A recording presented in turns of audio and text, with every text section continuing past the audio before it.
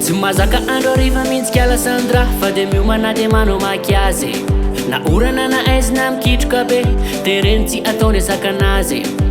izy ny tanorany atsaranako ananany de rehefa miovapandisy de miovandray ny anarany androany lory ana rapiditsy asika de mizesy tamotamoa mispik fa za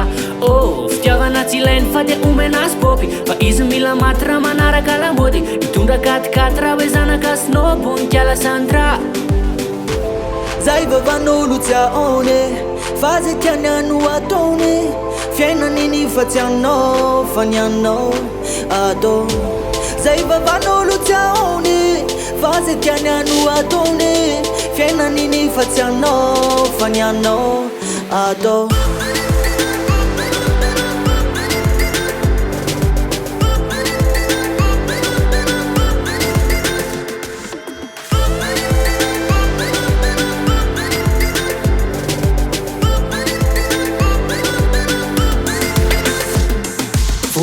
Tratramony pôsy tsy babo amizay bikisy ela misopokôsy fa rehefa misy vola mampitoboka matôsy tsy latsaky mibondo mivo miala ny kilôty ry kiala Sandra de mefitazo enjana fa tsy miratôkasy fa miala ny moto izy de vaika amin'ny andriasy efa 7/7 anaty boaty manalasy rabofy sy ravainarita de maty fosan'olona amin'ny kiala Sandra fa miova isan'andro misy ny azony lehilahy civil artiste adramina pra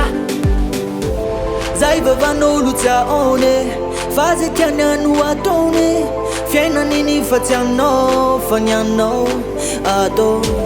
zay vavan'olo tsy ahone fa zay tiany ano ataony fiainan'iny fa tsy anao fa ny anao atao